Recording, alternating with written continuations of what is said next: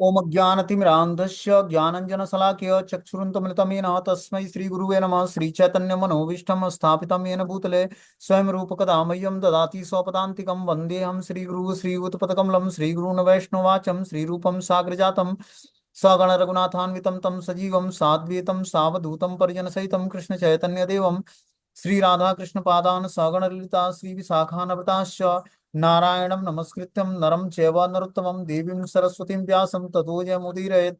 सुनुतां स्वकथा कृष्ण पुण्यश्रवणकीर्तनं हृदयन्तस्तु एव द्राणि विध्नोति स्वच्छतां नष्टप्रायेषु भद्रेषु नित्यं भागवतसेव्या भगवती उत्तम श्लोके भक्तिर्भवति नैष्टिकी तथा रजस्तमो भाव काम लोभादय चेत एवं प्रसन्न मनसो भगवत भक्ति योगता भगवत तत्व विज्ञान मुक्त संगस्य जायते विद्यन्ते हृदय ग्रंथि छिद्यन्ते सर्व संशयम् क्षीयन्ते चास्य कर्माणि दृष्ट्वा एवात्मनीश्वरे मुखं करोति वाचालं पंगुं लंघयते गिरिं यत्कृपातमं वन्दे परमानन्दमाधवं प्रह्लाद नारद पराशर पुंडरीकं व्यासम् अम्बरीश सुख शौनक विस्मदालभ्यां रुक्मांग अर्जुन वसिष्ठं विभीषणादीनं पुण्यानि नामानि परं भागवत स्मरामि धर्म प्रोजितो कैटप्पु अनत्रो परमो निर्मत्सराणां सतां वेद्यं वास्तु मत्रवस्तु शिवदं तापत्रय उन्मूलनम् श्रीमद्भागवतं महामुनिकृतं किं वा परेरीश्वरं संघो अरुद्धते पृथ्वी सुदक्षिणात् निगम कल्पतरु गलितं फलं भाद्रवीं सनितं पिबत भागवतं रसमालयं मुहुरपो रसिका भूभावुक कृष्णनारायणं वन्दे कृष्णं वन्दे वृत्तिं कृष्णद्वैपायनं वन्दे कृष्णं वन्दे मुदासुतं सच्चिदानंद रूपाय विष्णुपत्ये तापत्रय विनाशाय श्रीकृष्णाय वयं नमः। संसार सागरे मग्नं दीनं मा करुणानिधि कर्म ग्राहकृतांगं मामुद्ध भवाड्वात् श्रीमद्भागवतम आख्यानं प्रत्यक्षं कृष्ण एव स्मयानातं मुक्तर्थो बहु सागरम् मनोरथो मदीयं सफलं सर्वथातिवं निर्विघ्नेनैव कर्तव्यं दासोऽहं तं केशवं सुखरूपं प्रबोधज्ञं सर्वशास्त्रं विशारदम् एतत् कथा प्रकाशेन मज्ञानविनाशय भवे भवे यथा भक्ति पादयोस्तव जायते तथा नाथस्तु यतं प्रभो नाम संकीर्तनम यस्य सर्व पाप प्रणाशनम प्रणामो दुःख शमनम तम नमामि हरिपरम आराध्यो भगवान प्रजीतनियो तद्धाम वृंदावनम रम्या काचित् उपासना ब्रजवधु वर्गेण या कल्पिता श्रीमद्भागवतं प्रमाण अमलम प्रेमो कुमार्थो महान श्री चैतन्य महाप्रभु मद्मितम तत्रादरो नापरो कृष्णाय वासुदेवाय हरे परमात्मने प्रणतक्लेशनाशाय गोविंदाय नमो नमः। वासुदेवसुतं देवं कंसचारूणमर्दनं देवकी परमानन्दं कृष्णं वन्दे जगद्गुरुं। हे कृष्ण करुणा सिंधु दीनबंधु जगतपतये गोपेश गोपिकाकांत राधाकांत नमस्तुते तप्त कांचन गौरांगे श्री राधे वृंदावनेश्वरी वृषभानुसुते देवी प्रणमामि हरिप्रिये वाञ्छाकल्पतरुभ्यश्च कृपा सिन्धुभ्यो च पतितानां पावनेभ्यो वैष्णवेभ्यो नमो नमः। जय श्री कृष्ण चैतन्य प्रभु नित्यानंद श्री अद्वैत गदाधर श्रीवासादि श्री गौर भक्तवृंद हरे कृष्णा कृष्ण कृष्णा हरे हरे हरे राम राम राम हरे हरे। तो आज हम लोग श्रीमद् भागवतम कथा में नारद मुनि का प्राकट्य इसके बारे में हम लोग शुरुआत से सुनेंगे, ठीक है ना, कि नारद मुनि का प्राकट्य किस कारण से होता है और किस तरह होता है। इसमें श्री व्यास देव बोलते हैं कि व्यास उचु इति ब्रुवाणम संस्तुत्य मुनीनाम दीर्घ सत्रिणाम विद्रम वृद्धम कुलपति पतिम सुतम ब्रह्म वृक्ष सौनको अब्रवीत। सूत गोस्वामी को इस प्रकार बोलते देखकर दीर्घकालीन यज्ञोत्सव में लगे हुए समस्त ऋषियों में विद्वान और वयोवृद्ध अग्रणी सौनक मुनि ने सूत गोस्वामी को निम्न प्रकार से संबोधित करते हुए बधाई दी। देखो, जिस सभा में सूत गोस्वामी श्रीमद् भागवतम की कथा सुना रहे थे उसी सभा में जो है सौनक आदि 88,000 ऋषि जो है नैमिषारण्य में बैठे हुए थे। ये श्रीमद् भागवतम की कथा सर्वप्रथम जो है परीक्षित महाराज को सुखदेव गोस्वामी सुनाते हैं। उसी सभा में सुखदेव गोस्वामी और परीक्षित महाराज के सभा में ही सूत गोस्वामी होते हैं जो कथा सुन रहे होते हैं। वो सेकंड टाइम सौनक आदि ऋषियों को नैमिषारण्य में 88,000 ऋषियों को श्रीमद् भागवतम की कथा सुनाते हैं, ठीक है ना। वही कथा हम लोग के सामने आज प्रस्तुत की जाएगी कि जिसमें नारद मुनि के प्राकट्य के बारे में बताया जाएगा। बोलते हैं विद्वानों की सभा में जब कोई बधाई का पात्र बनता है, बधाई दी जाती है या उनको संबोधित किया जाता है तो बधाई देने वाले निम्नलिखित योग्यता होनी चाहिए। जो सभा में किसी को बधाई देता है, ठीक है ना, उसके गुणों का गुणगान करता है तो उसके अंदर क्या योग्यता होनी चाहिए इसके बारे में बता रहे हैं कि उस सभा में अग्रणी और ज्येष्ठ व्यक्ति होना चाहिए। जो अगले व्यक्ति को बधाइयां दे रहा है तो बधाइयां देने वाले के अंदर योग्यता ये होनी चाहिए कि वो अग्रगणी हो, मतलब सभापति हो, और ज्येष्ठ व्यक्ति हो, सबसे वरिष्ठ हो, उसे विशद विद्वान भी होना चाहिए, तभी वो आगे ग्लोरीफाई कर पाएगा किसी को। बोलते हैं कि श्री सौनक ऋषि में ये सारी योग्यताएं थी। अतः जब श्री सूत गोस्वामी ने श्रीमद् भागवतम को उसी रूप में सुनाने की इच्छा व्यक्त की जिस रूप में उन्होंने सुखदेव गोस्वामी से सुना था, तो स्वयं भी उसे आत्मसात किया था।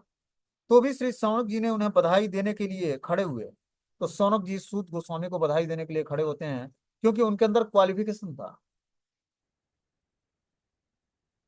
आत्म अनुभूति का यह अर्थ नहीं होता है कि गर्व के कारण पूर्ववर्ती आचार्यों का उल्लंघन करें, क्योंकि कोई अपनी विद्वत्ता का प्रदर्शन करे। आपके पास ज्ञान अधिक है या आप अच्छे तरीके से बोल सकते हो, लेकिन इसका यह मतलब नहीं है कि हम अपने पूर्ववर्ती आचार्य का उल्लंघन करके उस ज्ञान को प्रदर्शित करें। हमें क्या करना पड़ेगा? गुरु शिष्य परंपरा के माध्यम से जो हमने पहले, जब हम सुदृढ़ वक्ता तभी हम बनेंगे, मतलब अच्छे तरीके से बोलने की कला तभी हम सीख पाएंगे जब हम अच्छे तरीके से श्रवण करेंगे। आध्यात्मिक ज्ञान जो है गुरु शिष्य परंपरा के माध्यम से जो हम ज्ञान का श्रवण करते हैं, उससे हृदय में भक्ति जागृत होती है। आप देखोगे बहुत सारे लेक्चर्स यूट्यूब के माध्यम से और बहुत सारे श्रीमद् भागवतम के कथावाचक भी हैं। यहाँ पर खासकर वृंदावन में तो गली गली में श्रीमद् भागवतम पढ़ाने का वो खुला हुआ है, सेंटर खुला हुआ है। 2-4 साल व्यक्ति कथा सीख लेता है, जान जाता है, फिर वो भी कथा वाचने लगता है, लेकिन सामने वाले व्यक्ति का हृदय परिवर्तन नहीं होता है। क्यों नहीं होता है? श्रीमद् भागवतम अमल पुराण है, ये परमहंस संहिता है। इसका वर्णन करने के लिए पहले आपको अपने जीवन को उस स्थिति में ले आना पड़ेगा। इसको समझने के लिए परमहंस अवस्था प्राप्त व्यक्ति ही शास्त्र को ग्लोरीफाई कर सकता है। ये साधारण कोई ग्रंथ नहीं है श्रीमद् भागवतम। यहाँ तक कि हमारे अंदर भी ये क्वालिफिकेशन नहीं कि इस अमल पुराण को टच कर सके। वो तो गुरु कृपा और आचार्यों की कृपा है, जो उनके द्वारा जो शब्द बताए गए हैं इसमें, उसी को पढ़ के और अपनी कुछ अंडरस्टैंडिंग उनकी कृपा से जो जागृत हुई, उसी को आगे व्यक्त कर किया जाएगा। तो हमारा कुछ इसमें ज्ञान नहीं है। ये ज्ञान जो नारद मुनि का प्राकट्य अध्याय है, ये सूत गोस्वामी नैमिषारण्य के ऋषियों को सुना रहे हैं, और उसी गुरु शिष्य परंपरा में हम लोग के पास ये ज्ञान आ रहा है। ठीक है ना? तो मैं बस एक रिप्रेजेंटेटिव हूँ उस ज्ञान को रिप्रेजेंट करने के लिए आप लोगों के सामने। मेरा अपना कोई क्वालिफिकेशन नहीं है। ये बस मात्र गुरु कृपा है जो इस ज्ञान को व्यक्ति आगे तक वितरित कर सकता है, बस एज ए डाकिया, पोस्टमैन की तरह। ठीक है ना? आगे बता रहे हैं कि आत्म अनुभूति का यह अर्थ नहीं है कि गर्व के कारण पूर्ववर्ती आचार्यों का उल्लंघन किया जाए। कोई अपनी विद्वत्ता का प्रदर्शन करे, उसे पूर्ववर्ती आचार्यों पर पूरा विश्वास होना चाहिए, साथ ही साथ उसे विषय का उत्तम ज्ञान होना चाहिए। वो किसी विशिष्ट अवसर पर उस विषय को उपयुक्त ढंग से प्रस्तुत कर सकता है। तो किस ज्ञान को कैसे प्रदर्शित करना है, ये गुरु शिष्य परंपरा से, गुरु के माध्यम से हमारे ज्ञान, ये ज्ञान हमें होता है। क्या होता है? दिव्य ज्ञान हृदय प्रकाशिता। ये ट्रांसजेंडल जो नॉलेज है, दिव्य ज्ञान जो है, ये गुरु शिष्य परंपरा के माध्यम से, गुरु कृपा से ही हृदय में प्रकाशित होता है।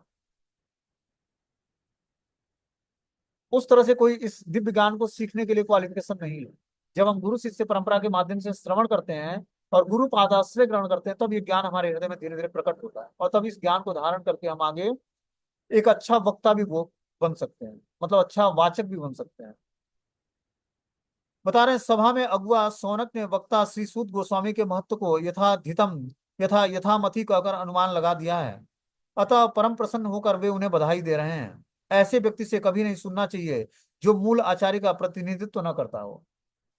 मतलब उसका कोई आचार्य ना हो, मूल आचार्य का प्रतिनिधित्व न करता हो, उससे हमें कथा का श्रवण नहीं करना चाहिए। यही श्रीमद् भागवतम की कथा गुरु शिष्य परंपरा के माध्यम से जब हम सुनते हैं तो हमारे हृदय में भक्ति प्रकट करता है। और जब हम इंटरटेनिंग के लिए सुनेंगे, वक्ता भी पैसे के लिए भागवतम का वाचन करेगा, तो वो हमारे हृदय में काम क्रोध का वेग बढ़ाएगा। समझ रहे बात? लेकिन जब हम गुरु शिष्य परंपरा के माध्यम से श्रीमद् भागवतम की कथा का श्रवण करते हैं, तो ये कथा हमारे हृदय में भक्ति प्रकट करती है। क्या करती है? नष्ट प्रायेषु भद्रेषु नित्यम भागवत सेव्या भगवती उत्तम श्लोके भक्तिर्भवति नष्ट। हमारे हृदय की सारी अभद्रता को नष्ट कर देता है।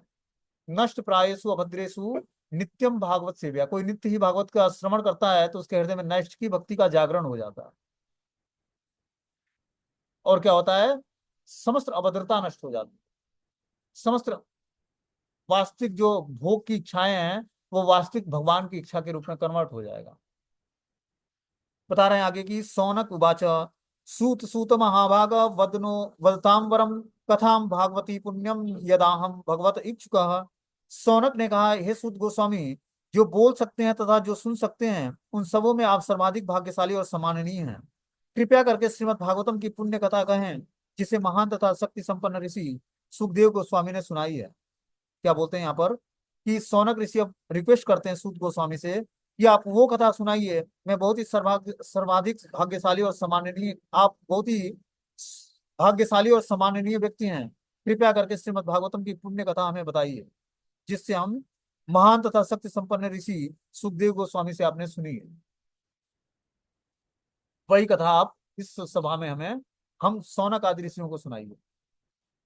बोलते हैं सौनक गोस्वामी प्रसन्नता के कारण सूत गोस्वामी को 2 बार सूत सूत कहकर पुकारते हैं, मतलब उनको रिस्पेक्ट प्रदान करते हैं, क्योंकि वे स्वयं सभा के सारे लोग सुखदेव गोस्वामी द्वारा कहे गए श्रीमद् भागवतम के पाठ को सुनने के लिए उत्सुक थे। वे किसी ऐसे नकली व्यक्ति से नहीं सुनना चाहते थे जो निजी स्वार्थ के लिए अपने ही ढंग से व्याख्या करे। कई बार क्या होता है, हम श्रीमद् भागवतम की कथा देखते हैं कि बहुत ही इंटरटेनिंग सब्जेक्ट उसको बना दिया जाता है।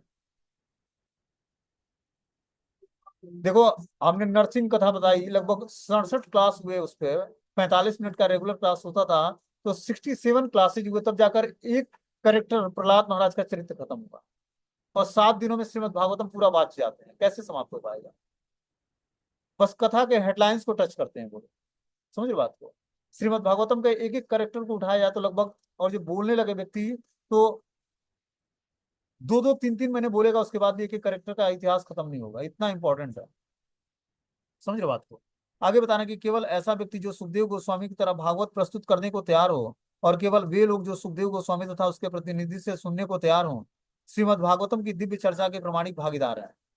श्रीमद् भागवतम के चर्चाओं के वास्तविक भागीदार वही हैं जो सुखदेव सुखदेव गोस्वामी के प्रतिनिधि हैं।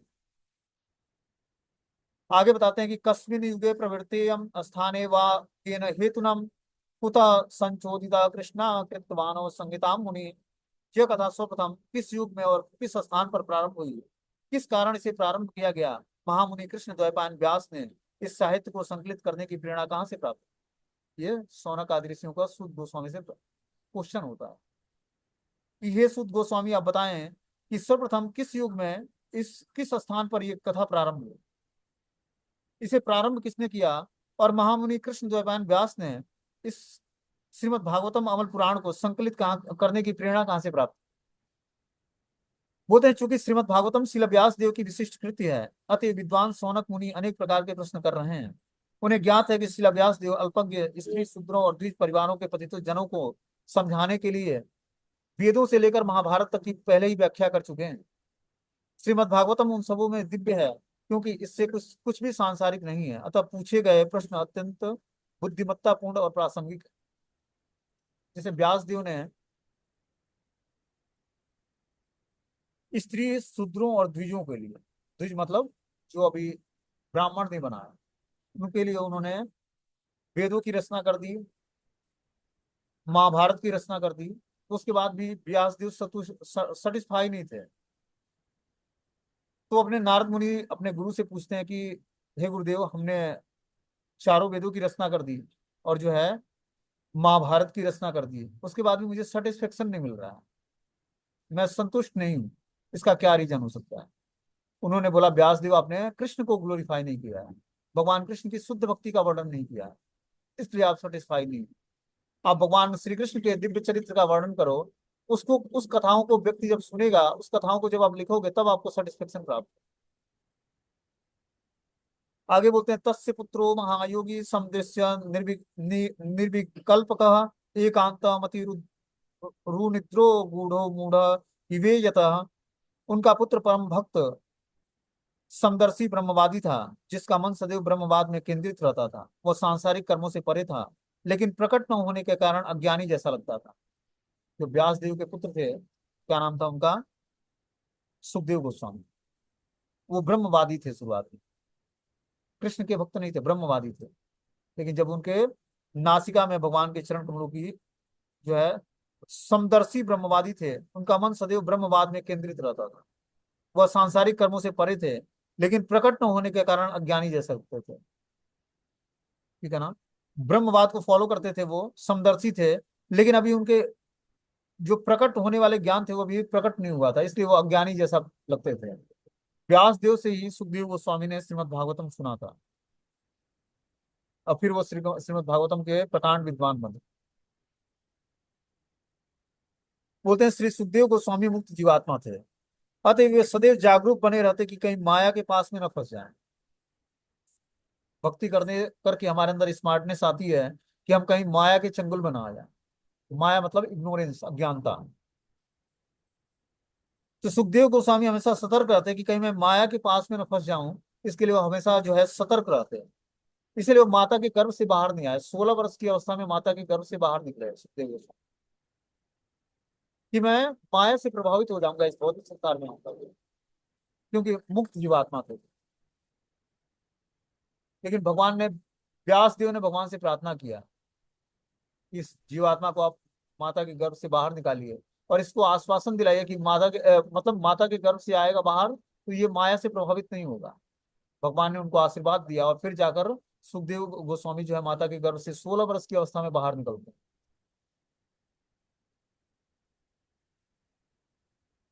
भगवत गीता में इस जागरूकता की रोचक व्याख्या की गई है। मुक्त जीव तथा बद्ध जीव के पृथक पृथक कार्य हैं। मुक्त जीव निरंतर आध्यात्मिक उपलब्धि के पथ पर अग्रसर होता रहता है, जो बद्ध जीव के लिए एक स्वप्न जैसा है। मुक्त जीवात्मा का मतलब है कि निरंतर भगवान की अखंड भक्ति में लगे रहो, always remember Krishna, never forget Krishna, इस स्थिति को प्राप्त कर लेना, कि निरंतर भगवान का हम निरंतर भगवान को याद रखें, भगवान कृष्ण को कभी ना भूलें। इस स्थिति को प्राप्त करके जीवात्मा जो है मुक्त पुरुष बनता है। बद्ध जीवात्मा तब रहता है जब भगवान की भक्ति भी करता है और भोग की भी इच्छा जागृत करता है। इसका मतलब उसकी बद्धता है भौतिक संसार में, उसको भौतिक चीजें अच्छी लग रही। हमने क्या बोला, जो बद्ध जीवात्मा है उसके अंदर 4 प्रकार के दोष पाए जाते हैं। वो गलतियां करता है, ठगने की प्रवृत्ति होती है, इंद्रियां अपूर्ण होती हैं, और क्या होता है उसके अंदर, मोहग्रस्त होता है। जब इस 4 लक्षणों को जब जीवात्मा छोड़ देता है, तब वो धीरे धीरे मुक्त पुरुष की कैटेगरी में आता है, और ये अपने प्रयास से नहीं छोड़ सकता। इसके लिए हमें गुरु कृपा और भगवान की कृपा चाहिए, तभी हम इस 4 दोषों से मुक्त होंगे। यहाँ तक कि भक्त बनने के बाद भी, धोती कुर्ता तिलक कंठी धारण करने के बाद भी, साड़ी कपड़ा जो भी पहनना है सब कुछ पहनने के बाद भी, हम भक्तों के समाज में भी ठगने की प्रवृत्ति होती है, झूठ बोलने की प्रवृत्ति होती है, अपने को ज्यादा होशियार बनने की प्रवृत्ति होती है। ये किस कारण से है? इग्नोरेंस के कारण, बद्ध बद्धता के कारण। जब तक हम इन लक्षणों को छोड़ेंगे नहीं, तब तक कृष्ण की कृपा हम पर होगी नहीं। कृष्ण की कृपा प्राप्त करने के लिए हमें इन 4 लक्षणों को छोड़ना पड़ेगा, तब जाकर हम मुक्त जीवात्मा बनेंगे। मुक्त जीवात्मा ही भगवान की भक्ति कर सकता है। मुक्त जीवात्मा बनने के लिए हमें भगवान की भक्ति को स्वीकार करना पड़ेगा, और प्रेम प्रेम पूर्वक भगवान की जब हम भक्ति करेंगे, तब जाकर हम धीरे धीरे जो है इस बद्ध जीवात्मा, बद्ध लक्षणों से छूट पाएंगे।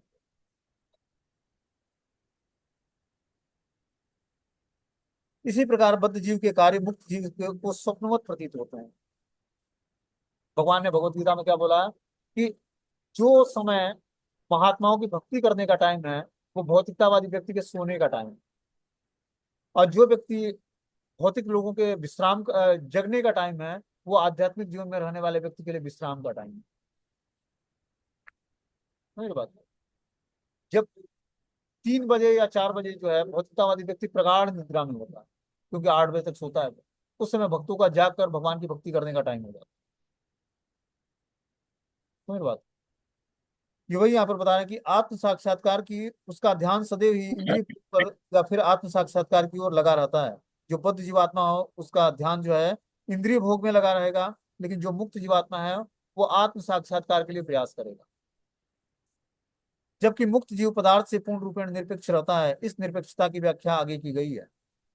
जब श्रील व्यास देव अपने पुत्र के पीछे पीछे जा रहे थे, तो नग्न स्नान करती सुंदर तरुणियां उनके वस्त्रों से अपने शरीर ढक लिए। यद्यपि व्यासदेव स्वयं नग्न न थे, लेकिन जब उनका पुत्र वहीं से गुजर रहा था, तो उन्होंने वैसा नहीं किया। उन्हीं ने इसके बारे में पूछा, तो तरुणियों ने उत्तर दिया कि उनका पुत्र पवित्र है, और जब वो उनकी ओर देख रहा था, तो उसकी स्त्री या पुरुष का कोई भेद नहीं दिख रहा था, लेकिन उन्हीं को भेद देख रहे थे।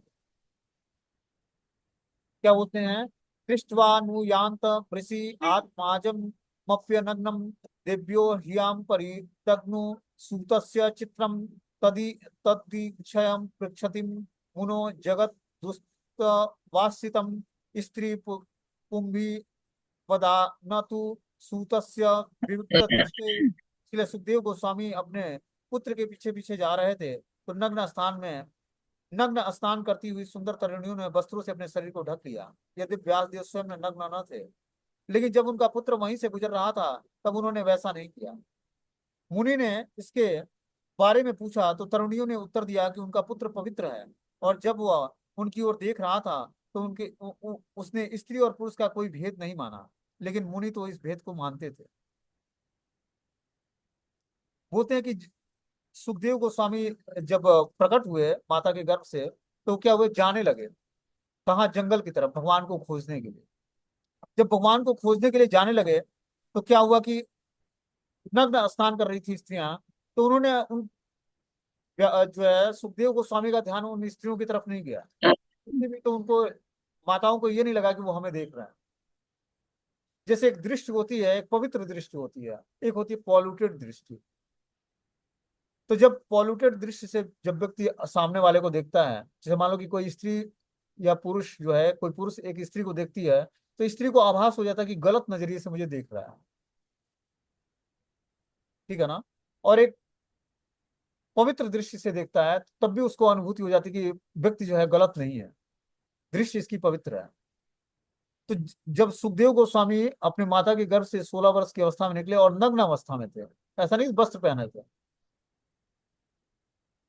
और नग्न अवस्था में ही जा रहे थे जंगल की तरफ भगवान की खोज, क्योंकि उनको भौतिक संसार का भान ही नहीं था कि भौतिक संसार में होता क्या है, वस्त्र भी पहनना होता है। क्योंकि माता के गर्भ से जब बच्चा प्रकट होता है उसको क्या अनुभूति है भौतिक संसार में। तो 16 वर्ष की अवस्था में जब वो नग्न अवस्था में जा रहे थे तो माताओं ने ध्यान नहीं दिया, स्नान कर रही माताएं थी। लेकिन वही जब अपने पुत्र की तलाश में सुखदेव गोस्वामी के पिता व्यासदेव जब जाते हैं, तो माताओं ने अपने वस्त्रों से नग्न अवस्था में जो स्नान कर रही थी, उन्होंने अपने शरीर को ढकना शुरू कर दिया। क्यों? क्योंकि व्यासदेव एक गृहस्थ थे और उनको स्त्री और पुरुष का भेद पता था। इस कारण से माताओं ने जो है वस्त्रों से शरीर को ढकना शुरू किया। व्यासदेव ने पूछा भी उस माताओं से कि जब मेरा पुत्र इस रास्ते से गया तो आप लोगों ने ऐसा नहीं किया, और मैं जा रहा हूं तो आप लोगों ने अपने वस्त्रों से अपने शरीर को ढका क्यों? तो उन्होंने, माताओं ने बताया कि स्त्री और पुरुष का भेद नहीं देखा आपके पुत्र ने। सुखदेव गोस्वामी ने वो अवस्था प्राप्त कर ली थी, अतः उन्होंने स्त्री या पुरुष का भेद नहीं देखा। उन्होंने तो समस्त जीवों को एक भिन्न वेश में देखा। स्नान करती स्त्रियां पुरुष के मन को उनकी चेष्टाओं से जान गई, जिस प्रकार शिशु को देखकर कोई भी यह जान लेता है कि वह कितना निर्दोष है। सुखदेव गोस्वामी 16 वर्ष के तरुण थे, अतः उनके शरीर में सभी अंगों का विकास हो चुका था। वे नग्न भी थे, उन्हीं की तरह स्त्रियां भी थी, लेकिन चूंकि सुखदेव गोस्वामी काम व्यापार से परे थे अतः वे निर्दोष प्रतीत होते। देखो जब क्या होता है इस भौतिक संसार में, जीवात्मा के अंदर काम वासनाएं समाप्त हो जाती हैं, तब वो इस भौतिक संसार में रहते हुए भी इस भौतिक संसार में होता नहीं, वो नित्य मुक्त जीवात्मा बन जाता है। इस भौतिक संसार की वासनाएं उसको आकर्षित नहीं करती। समझ बात को। और ये स्थिति कोई साधारण स्थिति नहीं है। इस भौतिक संसार में रहते हुए भी भौतिक संसार की किसी भी वस्तु व्यक्ति स्थान से लिप्त न होना। आप देखते भी हुए न देख रहे हो, सुनते हुए भी न सुन रहे हो। ठीक है ना। ऐसी स्थिति प्राप्त हो जाती है। भौतिक संसार में नेत्र तो खुले हैं, लेकिन दर्शन हो रहा है सब आध्यात्मिक, समदृष्टि प्राप्त हो गई है। कान श्रवण करने में तो उत्तम है, लेकिन श्रवण ही बस वो आध्यात्मिक क्यों? क्योंकि कान के अंदर साउंड वाइब्रेशंस का बहुत इंपॉर्टेंट रोल है। आप अपने कान को किस साउंड वाइब्रेशन से उसको जो है भरे हुए हो, वो ज्यादा मायने रखता है। और जो आपके नेत्रों में दिव्य दृष्टि है, आध्यात्मिक दृष्टि है, कानों में आध्यात्मिक साउंड वाइब्रेशंस की गूंज है, तो आपको भौतिक साउंड वाइब्रेशंस प्रभावित नहीं करेगा।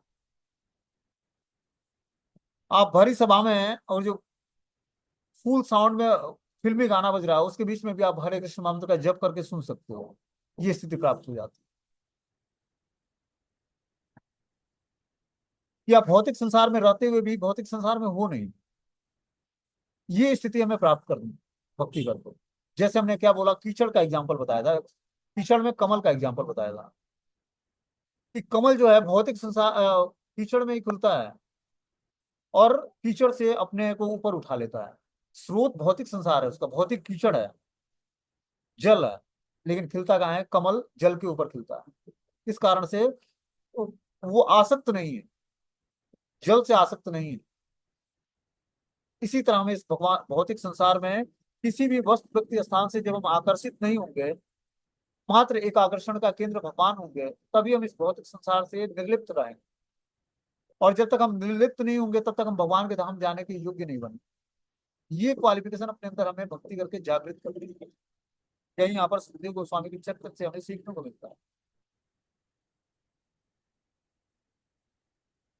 आगे बता रहे हैं कि कुरु तथा जांगल प्रदेशों में पागल, गूंगे तथा मूढ़ की भांति घूमने के बाद जब वे व्यासपुत्र श्री सुखदेव गोस्वामी हस्तिनापुर नगर में प्रविष्ट हुए, तो वहां के नागरिकों ने उन्हें कैसे पहचाना?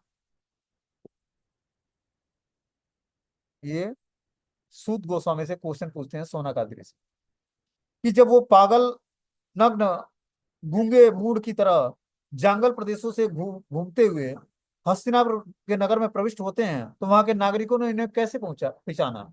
नग्न अवस्था में 16 वर्ष का युवक, चमकदार चेहरा, इनको कैसे कोई पहचानेगा? बोलते हैं कि हस्तिनापुर, आज आधुनिक दिल्ली नगर ही हस्तिनापुर कहलाता था, क्योंकि इसकी स्थापना पहले राजा हस्ती ने की थी। अपना पितृगृह गृह त्यागने के बाद गोस्वामी सुखदेव पागल की भांति इधर उधर भटक रहे थे। अतः उनकी उच्चतर अवस्था को जान पाना नागरिकों के लिए अत्यंत कठिन था। अब कोई नग्न अवस्था में 16 वर्ष का युवक हो और चलता चला जा रहा हो, उसको व्यक्ति पागल ही समझेगा, क्योंकि वो नग्न अवस्था में है। सुखदेव गोस्वामी ऐसी स्थिति में थे, लेकिन वो कृष्ण भक्ति में पागल थे, पूर्ण रूपेण भगवान कृष्ण के नाम रूप गुण लीलाओं की चर्चाओं में डूबे हुए थे। अंतरंग भगवान के नाम रूप गुण लीलाओं के चिंतन में अपने को डुबो रखा था, ऐसी स्थिति प्राप्त थी उनको। तो बता रहे हैं कि सुखदेव गोस्वामी पागल की भांति इधर उधर भटक रहे थे, अतः उनकी उच्चस्थ अवस्था को जान पाना नागरिकों के लिए अत्यंत कठिन था। मुनि को देख कर नहीं अपितु सुनकर पहचाना जाता है। मनुष्य को चाहिए कि साधु या मुनि के पास दर्शन के लिए नहीं अपितु सुनने के लिए जाए। यदि वह साधु के वचनों को सुनने के लिए तैयार न हो, तो जाने की से कोई लाभ नहीं है। हम जब धाम में आते हैं, साधुओं का दर्शन करते हैं, उनसे मिलते हैं, तो उनसे हमें श्रवण की इच्छा जागृत करना चाहिए, न कि अपना भाग्य दिखाने के। जब हम साधु के मुख से सुनेंगे तब उस साधु की स्थिति को जान पाएंगे कि वास्तव में वो किस स्थिति को प्राप्त है। तो साधु को जानने के लिए हमें क्या करना पड़ेगा? साधु के मुख से कथा का श्रवण करना पड़ेगा, तभी हम उसके बारे में जान पाएंगे। क्योंकि कथा का वाचन वही व्यक्ति कर सकता है जिसके हृदय में भगवान का नित्य निवास है। समझ रहे हो बात? जब तक भगवान की स्वीकृति नहीं होगी, तब तक जो है कृष्ण कथा का श्रवण और कृष्ण कथा का पठन नहीं कर सकता, कोई वाचन नहीं कर सकता है।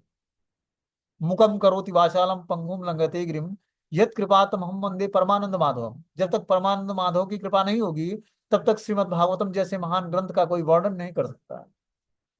और ये कृपा गुरु कृपा से ही प्राप्त होती है। सुखदेव गोस्वामी साधु थे, वे भगवान की दिव्य लीलाओं के विषय में प्रवचन कर सकते थे। उन्होंने साधारण नागरिकों की सनकों को संतुष्ट नहीं किया। जब उन्होंने भागवत का पर प्रवचन किया, तब लोग उन्हें पहचान पाए। उन्होंने कभी जादूगर जैसी जादूगरी दिखाने का प्रयास नहीं किया। बाहर से वे जड़, गूंगे, पागल व्यक्ति के जैसे प्रतीत हो रहे थे, लेकिन वास्तव में वो महान दिव्य रूप से उच्चस्थ पुरुष थे।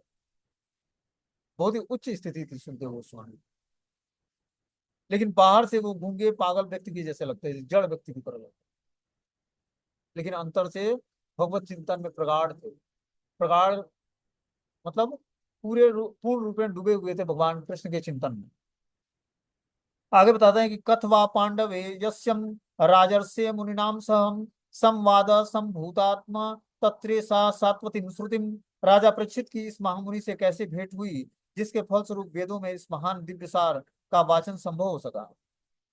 ये सौनक ऋषि क्वेश्चन पूछते हैं कि राजा परीक्षित की इस महामुनि से कैसे भेंट हुई, सुखदेव गोस्वामी से, जिसके फलस्वरूप वेदों के इस महान दिव्य सार भागवतम का वाचन संभव हो पाया।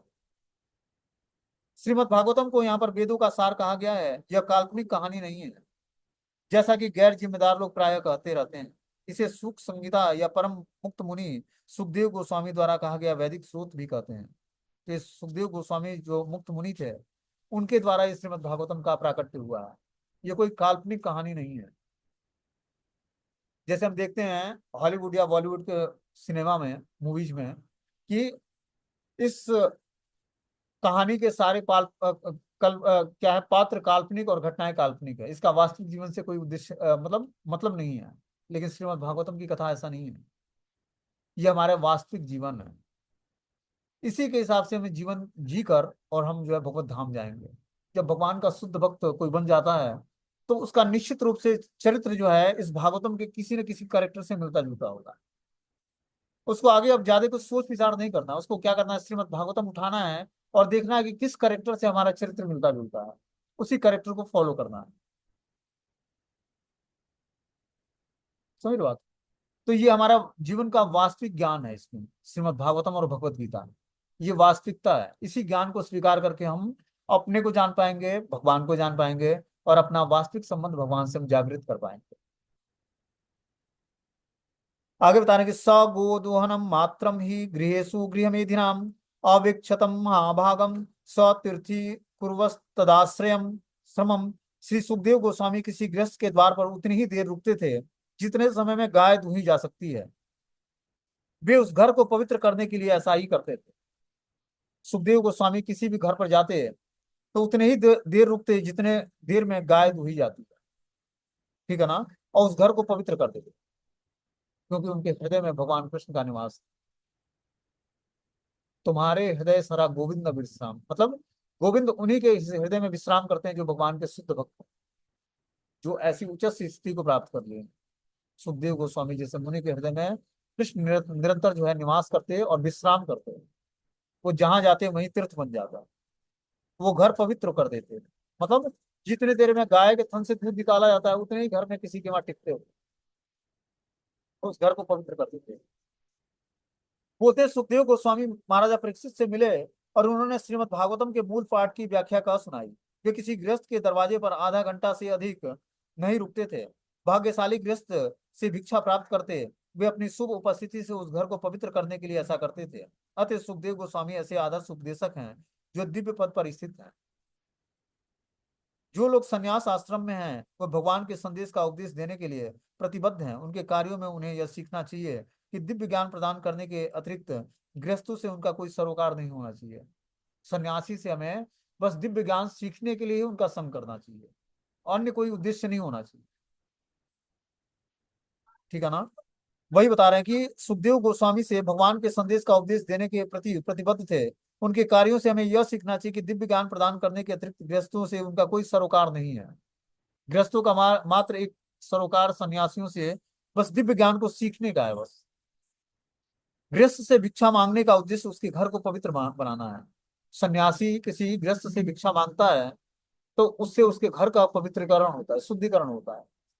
ऐसा नहीं है कि सन्यासी को हमने दिया तो हमारा जो है धन समाप्त हो जाएगा या मैं दरिद्र हो जाऊंगा, ऐसा नहीं होता। जब व्यक्ति गृहस्थ आश्रम में रहता है तो उसका उद्देश्य है कि वो ब्रह्मचारी, वानप्रस्थी और सन्यासियों की सेवा करे, धन से, श्रम से। जब वो सेवा करता है तब उसका भी धीरे धीरे शुद्धिकरण होता है, तब उसके पास स्वीकृति इकट्ठी होती है कि वो भक्ति कर सके। जब तक हम सफिशियंट मात्रा में दान और जो है यज्ञ, मतलब यज्ञ दान और तपस्या नहीं करेंगे तब तक गृहस्थ आश्रम से निकलकर और भगवान को जानने के योग्य नहीं हो पाएंगे। भगवान को जानने की मात्र योग्यता जो है तपस्या, दान और यज्ञ, तीन चीजें जब जीवात्मा सफिशियंट मात्रा में करता है गृहस्थ आश्रम में रहते हुए, तब उसका शुद्धिकरण होता है, तब वो भगवान को जान पाता है। समझ रहे बात को। आगे आगे इसमें बता रहा है कि भगवान के संदेश का उपदेश देने के लिए प्रतिबद्ध हैं। उनके कार्यों से हमें उन्हें यह सीखना चाहिए कि दिव्य ज्ञान प्रदान करने के अतिरिक्त गृहस्थों का उनसे कोई सरोकार नहीं है। गृहस्थ से भिक्षा मांगने का उद्देश्य उसके घर को पवित्र करना है। जिस मनुष्य ने संन्यास ग्रहण कर लिया है उनको चाहिए कि वह गृहस्थ की सांसारिक संपदा से आकर्षित होकर सांसारिक मनुष्यों का गुलाम न बन जाए। मतलब यहाँ बताया जाए कि सन्यासी को गृहस्थों से उतना ही स्वीकार करना चाहिए जितने की उसको आवश्यकता है। ऐसा न कर ले कि वो सांसारिक मनुष्यों का गुलाम बन जाए। वो जरूरत से ज्यादा अगर जब धन स्वीकार करने लगेगा तो उसकी चापलूसी करनी पड़ेगी। जो मनुष्य संन्यास आश्रम ग्रहण कर चुका है उसके लिए ऐसा करना विषपान या आत्महत्या से भी अधिक घातक है। उससे गृहस्थों से उतना ही स्वीकार करना चाहिए जितना कि उससे उसका अपना रोज का जीवन यापन चल सके। मतलब जरूरत से ज्यादा ब्रह्मचारी को और सन्यासी को किसी भी गृहस्थ से धन या कुछ भी सामान लेने की आवश्यकता नहीं है। ठीक है ना। आगे बता रहे हैं कि कहा जाता है कि महाराजा परीक्षित उच्च कोटि के भगवत भक्त थे और उनके जन्म और कर्म अत्यंत आश्चर्यजनक थे। कृपया उनके विषय में हमें बताइए। अब सौनक आदि ऋषि सूत गोस्वामी से बोलते हैं कि महाराजा परीक्षित उच्च कोटि के भगवत भक्त माने जाते हैं। उनके जन्म और कर्म अत्यंत आश्चर्यजनक थे, कृपया उसके विषय में भी हमें बताइए। महाराजा परीक्षित का जन्म आश्चर्यजनक था क्योंकि भगवान श्री कृष्ण ने उनकी रक्षा उनकी माता के गर्भ में किया था। उनके कार्यकलाप भी आश्चर्यजनक थे क्योंकि उन्होंने गाय का वध करने के लिए उदत्त कली को प्रताड़ित किया था। गाय का वध करने का अर्थ है मानव सभ्यता का विनाश होना। वे पाप के उत्कट प्रतिनिधि से गाय की रक्षा करना चाहते थे। उनकी मृत्यु भी आश्चर्यजनक है क्योंकि उनके मृत्यु के पूर्व सूचना प्राप्त हो चुकी थी कि मृत प्राणी के लिए आश्चर्यजनक है। इस तरह उन्होंने गंगा के तट पर आसीन होकर भगवान की दिव्य लीलाओं को सुनते हुए प्रयाण करने की तैयारी कर ली थी। तब तक वे भागवतम का श्रवण करते रहे। उन्होंने न तो भोजन किया न जल ग्रहण किया, न ही एक क्षण सोए। अतः उनकी सारी बातें आश्चर्यजनक हैं और उनके कार्यकलाप ध्यान से सुनने योग्य है। यहाँ पर उनके विषय में विस्तार से सुनने की इच्छा सौनक आदि ऋषि करते हैं। ये आप हमें, हे सुद गोस्वामी, आप हमें परीक्षित महाराज के चरित्र का वर्णन कीजिए कि कैसे उनका जन्म हुआ और क्या उनके कर्म थे जो इस तरह से वो उच्च कोटि के भगवत भक्त बन पाए। ठीक है ना। तो परीक्षित महाराज जब अपने माता के गर्भ में थे तो अश्वत्थामा ने पांडवों के वंश को नष्ट करने के लिए ब्रह्मास्त्र छोड़ा था और भगवान कृष्ण ने उत्तरा के गर्भ की रक्षा करके और परीक्षित महाराज को बचाया था क्योंकि ये आखिरी जो है उस वंश के उत्तराधिकारी बचे थे परीक्षित महाराज। ये पांडवों के वंश के थे परीक्षित महाराज।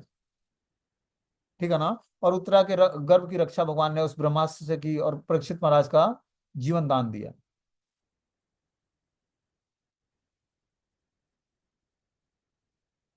बोलते हैं कि ऐसे ये महापुरुष थे परीक्षित महाराज कि इनके दिव्य जन्म और कर्म की लीलाएं तो दिव्य हैं, मृत्यु की लीलाएं भी दिव्य हैं। जब वो मृत्यु के अंतिम जब उनको 7 दिन पहले जब तक्षक सांप का आदेश मिला कि तक्षक सांप डसेगा और 7 दिन में इनकी मृत्यु हो जाएगी, तो इन्होंने क्या किया? कुछ नहीं किया। अपना राज्यपाट छोड़कर गंगा के किनारे गए और सुखदेव गोस्वामी से श्रीमद् भागवतम की कथा श्रवण करने के लिए इन्होंने 7 दिनों तक बिना कुछ अन्न जल ग्रहण किए हुए 7 दिनों तक लगातार भागवतम की कथा का श्रवण करते रहे। और इस तरह से दिव्य अवस्था को प्राप्त करके निरंतर भगवान कृष्ण का चिंतन करते हुए उस कथाओं में डूबते हुए क्या करते हैं? अंत में भगवत धाम की प्राप्ति करते हैं। तक्षक सांप डसता है और अंत में जो है सुखदेव गोस्वामी से श्रीमद् भागवतम की कथा सुनकर और भगवान की प्रगाढ़ चिंतन करते हुए अंत में भगवत धाम गमन करते हैं। इसीलिए हम लोग देखते हैं कि जब जीवात्मा जीवन के अंत में होता है तो उसको बोला जाता है कि आप कृष्ण कथा का श्रवण कर लो, एक बार श्रीमद् भागवतम की कथा सुन लो, ताकि तुम्हें मोक्ष प्राप्त हो जाएगा, मुक्ति प्राप्त हो जाएगी, समस्त पाप कर्मों से छुटकारा प्राप्त हो जाएगा और कृष्ण की भक्ति प्राप्त हो जाएगी। तो कोई जीवन भर अगर जो भगवान की भक्ति नहीं करता है, जीवन के अंत में अगर जो श्रीमद् भागवतम की कथा सुन के समझ लेता है, तो अपने समस्त पाप कर्मों से छूट जाएगा वो। इसीलिए श्रीमद् भागवतम उसको अंत में सुनाया जाता है। कम से कम श्रीमद् भागवतम कथा सुन के मरो, 7 दिन की ही कथा सुन लो और समझ लो, कृष्ण को जान लो, ताकि मृत्यु पर्यंत तुम्हें फिर से एक नया जन्म मिलेगा और भगवान की भक्ति मिलेगी। तो ये कृष्ण कथा इतना मंगलकारी है, जो भी इसका श्रवण करता है